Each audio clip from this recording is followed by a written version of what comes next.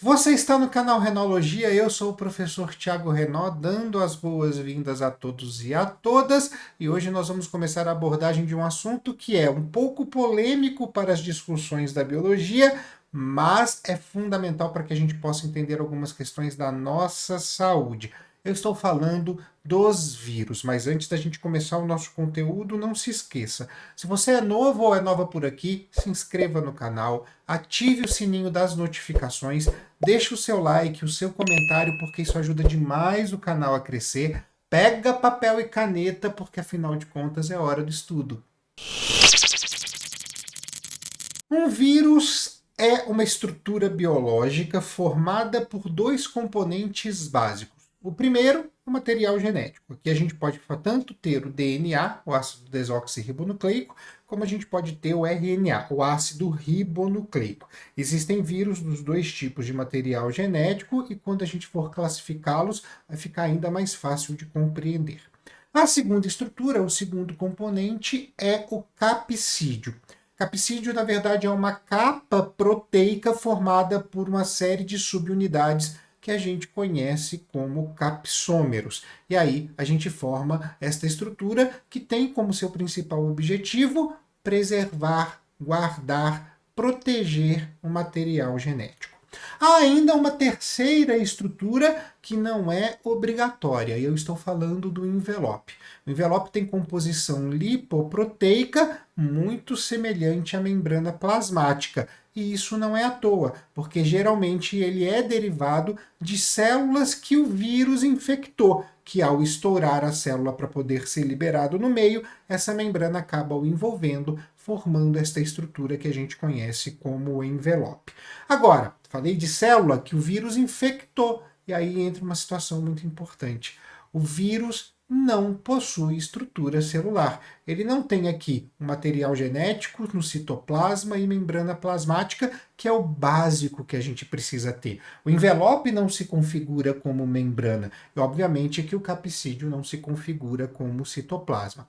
E por isso ele precisa de um aparato celular para poder se multiplicar. E aí, obrigatoriamente, se ele precisa deste aparato, ele precisa infectar uma célula para poder usar o aparato. Por isso nós dizemos que os vírus são parasitas intracelulares obrigatórios, porque sozinhos, só no meio, sem estar numa célula, ele não tem ação nenhuma, ele não tem efeito nenhum. Quando a gente fala de parasitismo, a gente fala de uma relação ecológica na qual um ser se beneficia pelo prejuízo do outro. Então há sempre alguém que ganha e alguém que perde. Nesse caso, pensando exatamente nos vírus, a gente tem o material genético internalizado comandando o metabolismo e a síntese proteica de uma célula, e também nós temos um prejuízo em um dos ciclos que a célula acaba morrendo. É claro, prejuízo maior que isso não existe, e isso tudo em detrimento da reprodução viral. Agora, uma coisa que fica aqui no ar quando a gente começa a falar de estrutura dos vírus. Se eles não possuem células, fica uma pergunta importante a se responder. Os vírus são seres vivos? E é aí que a gente começa com a polêmica que eu disse na introdução desse vídeo. Porque muitos cientistas classificam os vírus, sim, como seres vivos. Outros já dizem que não, que eles não são seres vivos. Os vírus não estão inclusos na taxonomia de Linneu, eles não estão com um reino, com um filo, com uma classe, com uma ordem direitinho, como todos os seres vivos a partir dos moneras, que são as bactérias, estão. Então isso já indica para nós uma dúvida dentro da comunidade científica. Uma parte da comunidade científica defende que os vírus são sim seres vivos, porque quando entram nas células, eles adquirem todas as características necessárias para que um ser seja considerado vivo. Mesmo que neste caso seja por uma espécie, um modelo de grilagem celular. Mas tudo bem. é uma das formas em que a comunidade científica encara essa classificação viral.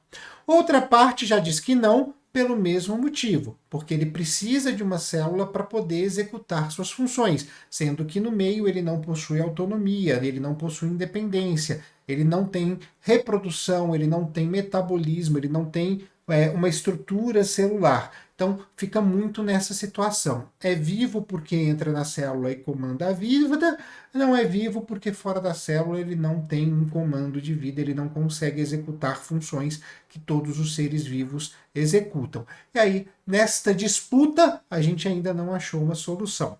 Muitas pessoas, quando eu ensino vírus, me perguntam, mas para você, é ou não é ser vivo? Eu não gosto muito de emitir a minha opinião em certas coisas, porque não é o objetivo do canal, mas nesse caso eu acho que é importante dizer.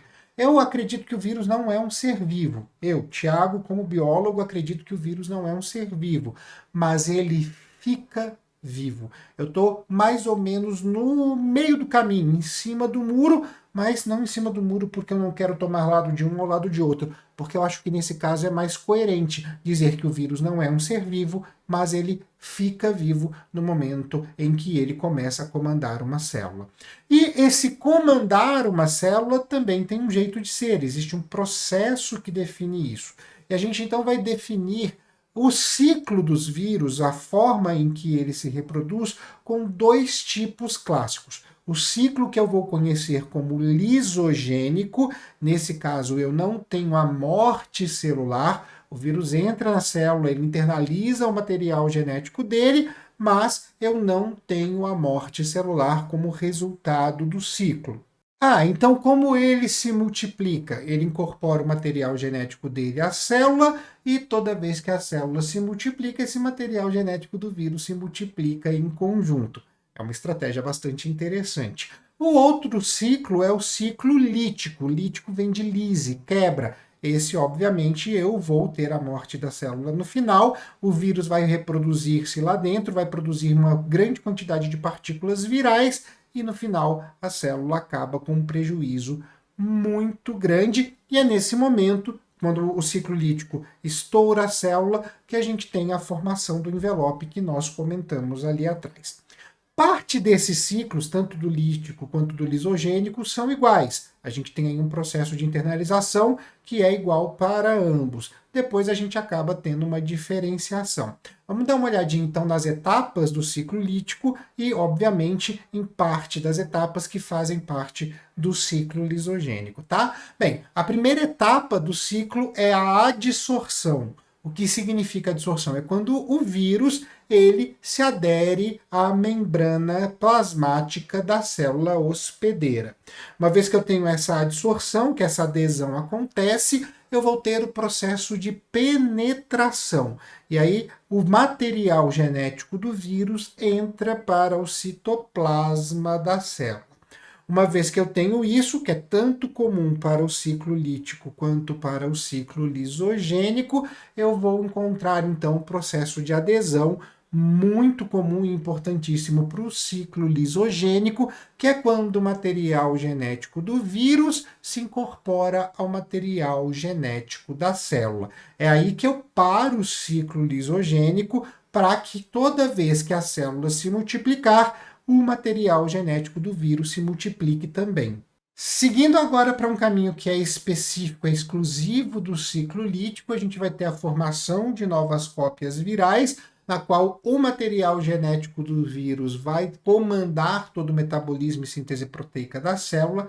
Essas cópias vão passar por um processo de maturação e depois de maturadas, elas vão fazer a liberação no meio, que é quando a célula se rompe e é quando a gente pega o pedacinho da membrana para formar o envelope viral. Bem, a gente tem na figura aí para vocês terem uma representação do ciclo lítico, é um exemplo muito utilizado na biologia, que é o exemplo do bacteriófago, um vírus específico para bactérias, e como a gente pode observar, o ciclo lítico e o ciclo lisogênico seguem o mesmo caminho até um ponto. Mas vale aqui uma última observação.